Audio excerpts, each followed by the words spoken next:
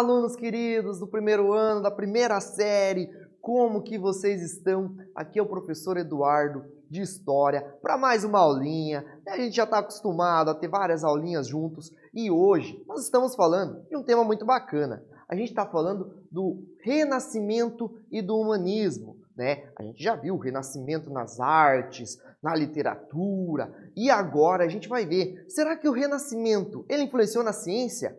Será que alguns cientistas surgiram neste período de mudança da sociedade europeia, este período em que a gente está saindo da Idade Média, entrando na Idade Moderna?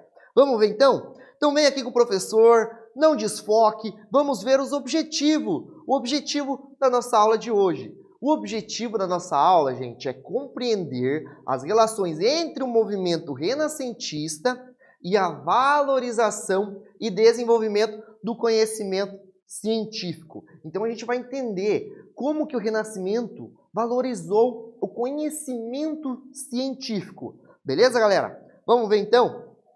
Para a gente retomar alguns conceitos, você lembra como era a relação entre a Igreja Católica e o conhecimento no período medieval? Como que a Igreja Católica se portava em relação à ciência, por exemplo, né?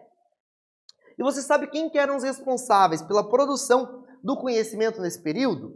Onde estava centrado o conhecimento durante a Idade Média? Será que esse conhecimento, ele se alterou durante o passar dos tempos ou continua igual? Será que na Idade Moderna, no período do Renascimento, o conhecimento ele mudou de mãos? Os lugares onde estava produzindo conhecimento, ele se tornou lugares diferentes? É isso que a gente vai ver nessa aula. Beleza, galera? Então, o padrão de ensino e o currículo das universidades medievais, ou seja, a gente tinha universidades na Idade Média, né?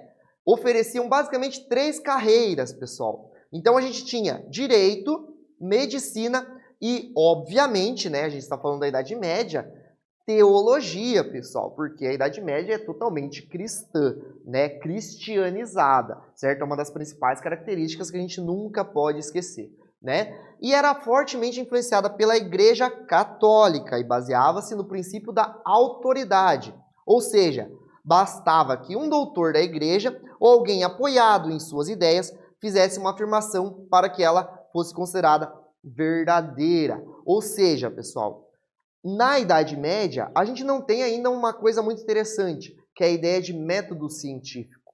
Se uma autoridade, um papa, alguém de autoridade, falasse algo, aquilo passava a ser uma verdade.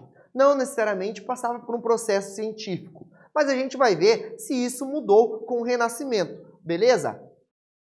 Aqui, gente, a gente tem 83% dos brasileiros acreditam que a ciência é muito importante, né? E você considera que a ciência é importante? Né? E você sabe como que a ciência está presente no nosso cotidiano? Será que a ciência influencia? Por exemplo, no meio de uma pandemia em que estamos vivendo, né? Agora sim, com a vacina, será que a ciência influencia na produção da vacina? Será? Aqui, gente, a gente tem uma contextualização para a gente compreender o processo de valorização do conhecimento. Ele vai ser iniciado lá com o movimento humanista, certo? Humanismo, que começa lá junto com o Renascimento, a valorização do conhecimento humano, pessoal, humanista, humano, né? Essa valorização, gente, nos permite compreender o valor e o significado que esta forma específica de conhecimento possui na contemporaneidade. Beleza, galera? Aqui, pessoal, então o Renascimento. Com o Renascimento do comércio, das cidades, a gente vai ter, gente, o enriquecimento da burguesia. A gente vai ter o surgimento de uma nova classe, certo? Antes, a sociedade feudal, a sociedade europeia, ela era dividida em 3 principais classes: o clero, a nobreza e os camponeses, certo? Mas com o surgimento das cidades, as pessoas vão se deslocar. A Europa, que era totalmente rural, ela vai se tornar urbana novamente, certo? E a gente vai ter os comerciantes. Esses comerciantes vão começar a enriquecer, tornando-se uma nova classe social que não dependia mais financeiramente dos feudos, daquele processo feudal. Esses caras vão se chamar burgueses, certo? E eles vão ter novas práticas, novos valores, novas ideias de mundo, pessoal. Eles vão entender que eles podem enriquecer por si mesmos. Enquanto na Idade Média tinha aquela mentalidade de que se você nasceu nobre, você vai ser nobre. Se você nasceu camponês, é determinado pela divindade, é determinado por Deus que você seja camponês para o resto da vida. Os burgueses vão pensar diferente. Eles vão perceber que eles podem enriquecer com um trabalho, a valorização do trabalho, certo? E o humanismo e o racionalismo inspiraram uma nova visão de mundo, da arte e do conhecimento. Né? A gente vai ter o surgimento de vários artistas, né, neste período, Da Vinci, Michelangelo, Donatello e tudo mais. Né?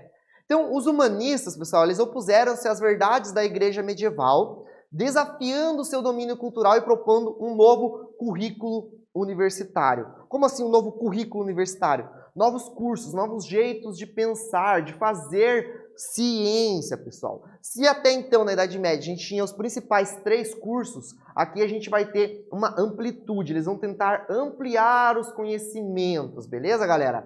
Eles traduziram e divulgaram os textos da antiguidade, né, grego-romana, e com base neles, eles vão aprofundar, então, o conhecimento nas línguas, literatura, filosofia, história e matemática. Pessoal, matemática vai ser muito importante neste período também. Teremos importantes matemáticos no período do Renascimento. Então perceba, é um momento em que a mentalidade está mudando, né? O conhecimento que era restrito à igreja, aos mosteiros, lembram dos mosteiros que eram também muito importantes? Agora ele vai se ampliar com o humanismo, com essa nova visão de mundo, beleza, galera? Então, desenvolvimento dos estudos de anatomia. A Igreja Católica, ela proibia por muito tempo na história que se estudasse o corpo humano. Né? Essa ideia do corpo é santo, né? E tudo mais. Não pode abrir o corpo humano. Quando eles tiverem a possibilidade de ter estudos anatômicos, estudar o corpo humano, isso vai revolucionar também a ciência, né, galera? E medicina. Logo, né, estudando anatomia, a gente vai ter um desenvolvimento nos estudos da medicina, né? E a valorização do conhecimento científico, que a gente já vai entender a diferença no conhecimento, o conhecimento religioso, né, o conhecimento da Idade Média, para esse novo conhecimento, o conhecimento científico. Aqui a gente tem, gente, o método científico. Antes eu quero olhar essa tabelinha com vocês, né? É um esboço, né? Primeiro a gente pode começar com uma observação, né, sistemática, controlada. Aí você procura fatos verificáveis. Como assim fatos verificáveis? Eu posso verificar que se eu pegar uma bolinha e soltar ela, ela vai cair várias vezes? Então eu observo e eu verifico. Isso é um fato verificável, né? Você cria hipóteses. Não, todas as vezes que eu jogar, 100% das vezes, essa bolinha vai cair. Eu criei uma hipótese. Agora eu tenho que confirmar se essa hipótese é verdadeira ou não. Aí você faz uma teoria científica. Ou seja, eu tenho uma teoria. Todas as vezes que eu solto uma bolinha do alto, ela cai no chão. Formulei uma teoria, né? Claro que essa teoria já existe, é a teoria da gravidade, né, pessoal? Implicações, conclusões e previsões. Aí eu faço experimentos, novas observações, faço uma análise lógica, né, pessoal? Aí eu busco novos fatos. E os resultados desses novos fatos, eles colaboram com a teoria que eu fiz? Ou seja, colabora com a ideia de que sempre que eu jogar uma bolinha no chão ela vai cair? Sim ou não? Se não, aí eu tenho que reciclar minha hipótese. Pera, nem sempre a bolinha vai cair. Se vir um vento, ela não vai cair reto, ela vai cair para um lado, para o outro. Então eu reciclo minha hipótese e aí eu começo tudo de novo. Vocês conseguiram entender esse método científico, gente, de experimentação, análise, pensamento? Deu alguma coisa errado? Eu volto lá do começo, faço uma nova hipótese e tudo mais, beleza? Então ele passou a tratar, né, da compreensão dos mais diversos fenômenos, tanto naturais, pessoal, humanos, e também filosóficos, do pensamento, né? Sempre por meio desses experimentos, desse método científico, né? E da observação de hipóteses, né? Assim começa, então, pessoal, a tal das teorias científicas. Teoria da relatividade e tudo mais, né? Aqui o professor deixou uma pergunta se você conhece alguma teoria, né? Tem várias teorias científicas que a gente conhece aí, né? Para a gente captar, né, todo o conhecimento, tem uma atividade aqui para a gente, ó. O movimento humanista, ele inspirou uma nova visão de mundo, da arte e do conhecimento. Quais foram as principais ideias defendidas pelos humanistas, pessoal. A gente já falou bastante quais são as principais ideias deles. Eu vou dar um tempinho para vocês e já voltamos.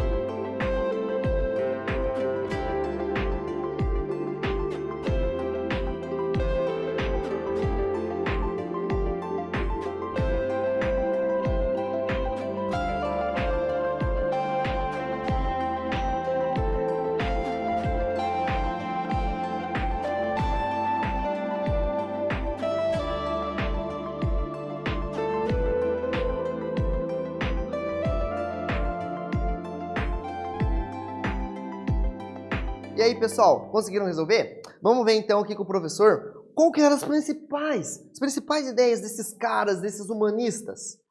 Eles opuseram-se, pessoal, às verdades da igreja medieval, certo? Desafiando o seu domínio cultural. A igreja dominava culturalmente, a cultura era totalmente influenciada pela igreja na Idade Média. Eles traduziram e divulgaram os textos da antiguidade. A ideia de renascimento, pessoal, é renascer, né, os textos gregos, os antigos, né? Eles não se davam mais os medievalistas, eles voltaram lá, né, lá nos antigos, né? Aprofundaram o conhecimento nas línguas, literatura, filosofia, história, matemática, ou seja, eles não ficaram só na teologia, na medicina e no direito. Eles ampliaram os conhecimentos, né? E também na anatomia e medicina, valorizando, gente, assim, o conhecimento científico. Agora, não é só chegar e falar, isso acontece por causa disso, ou porque Deus quis, ou porque, não sei, mas você estudar por que aquilo acontece, tá?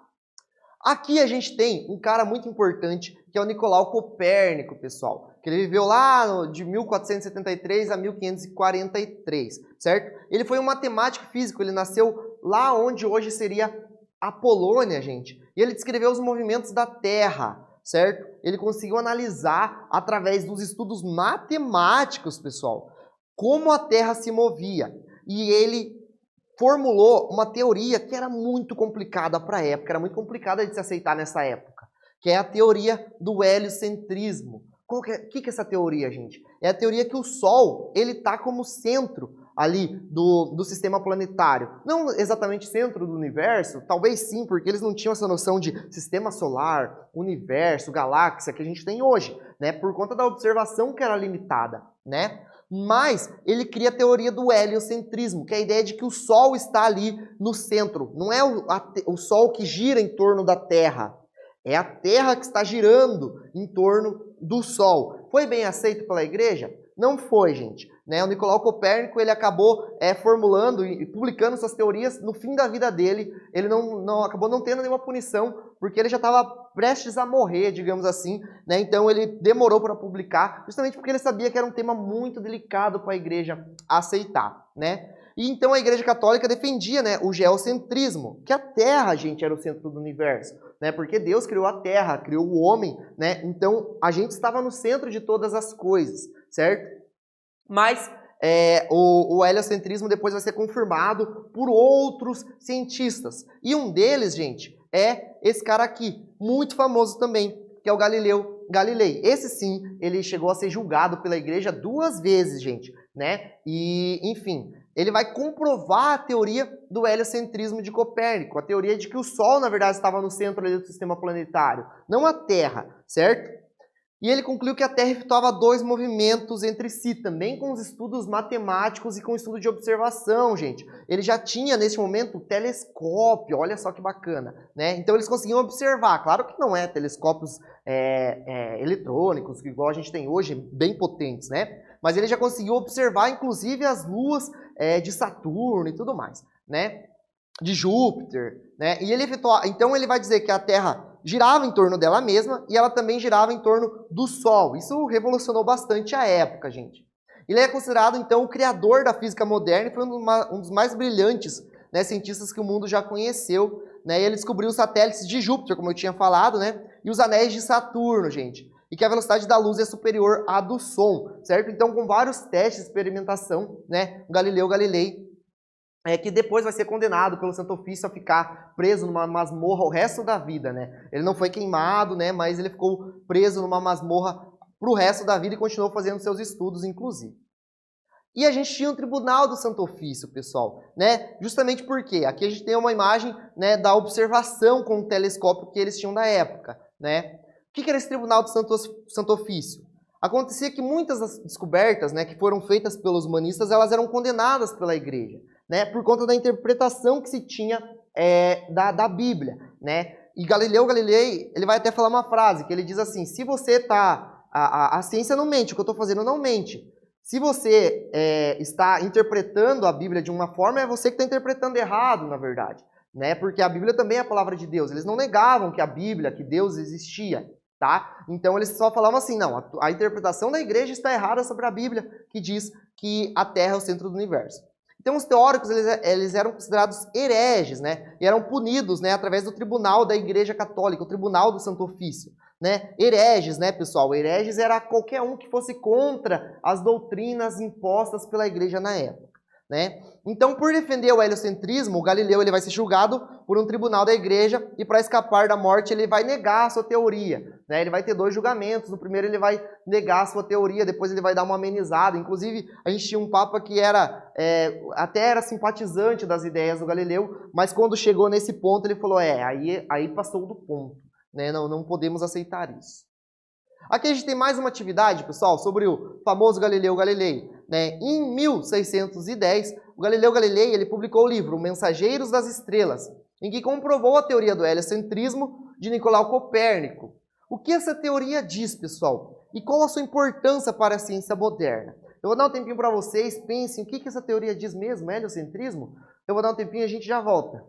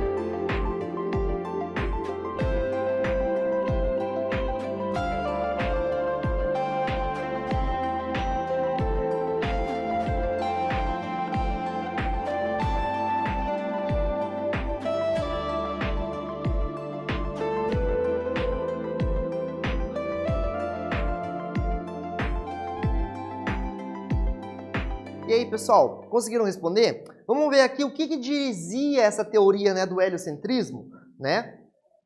Essa teoria, gente, dizia basicamente que a Terra não era o centro do universo. Lembra aquela visão, né, aquela interpretação bíblica que a igreja tinha de que a Terra era o centro do universo? Essa teoria ia contra, né? E ela dava ao Sol essa posição. E uma das importâncias, entre várias, foi a de auxiliar na compreensão do movimento dos astros do sistema solar. Quando se entendeu que a Terra não era o centro, todos os cálculos, né, pessoal, todas as visões que eles tinham sobre o movimento dos os outros astros que eles conseguiam observar com o telescópio da época, se alterou, né, mudou, né, a compreensão foi melhor, porque muita coisa era incompreendida quando você entendia que a Terra era o centro do universo, certo? Então, e da própria Terra, né, a ideia da rotação e da translação que vocês estudam em biologia, em química, física, né? Aqui a gente tem um outro cara importante, gente, que vai ser o Francis Bacon, né? Que ele vai inventar a ideia do método empírico-indutivo, em que você induz algo, né? Induz a ciência, você participa ali das experimentações, né? Induzindo a algo, né? E ele foi um filósofo inglês muito importante também na busca dessa verdade, na busca de um método científico, na visão, na criação de uma metodologia que fosse científica, né, pessoal? E ele é considerado por muitos o pai da metodologia científica moderna. Aquela tabelinha que a gente viu, lembra? Né? Da hipótese, teoria, né? Experimentação, né? Observação. Né? E ele acreditava que no poder, acreditava no poder da ciência em controlar o mundo, com o famoso lema, né? Saber é poder. Né? Então ele acreditava que a partir do conhecimento científico você podia dominar as ideias do mundo, né? Ideias que até então o mundo presente que ele conhecia era dominado pelas ideias religiosas da igreja. Aqui, pessoal, mais uma atividade. Ó. Quais características em comum podemos apontar nas obras dos cientistas e pensadores estudados nesta aula? Que características eles têm em comum? O Galileu, o Bacon, né? O Copérnico. Eu vou dar um tempinho para vocês e já voltamos.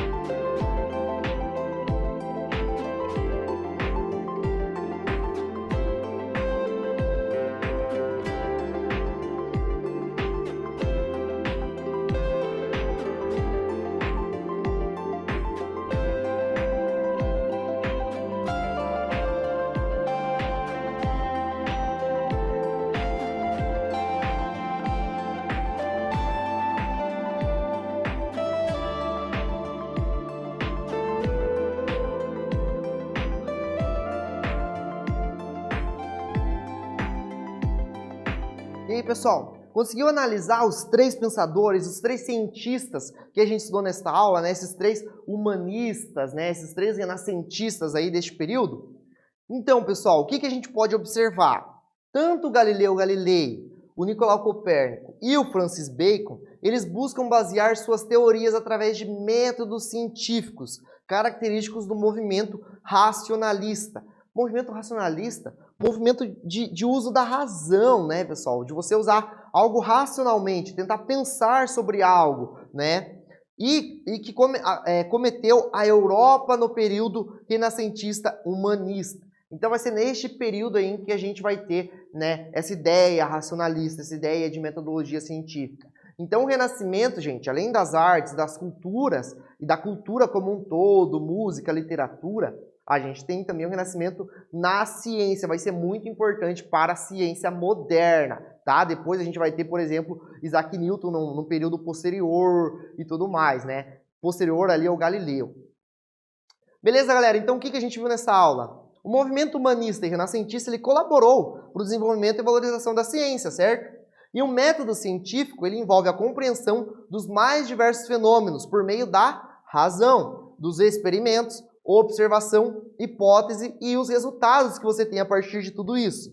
E teorias científicas defendidas pelos humanistas foram condenadas pela Igreja Católica naquele período. né? Aqui são as referências da nossa aula. E essa foi a nossa aula de hoje, pessoal. Espero que tenham gostado e até uma próxima.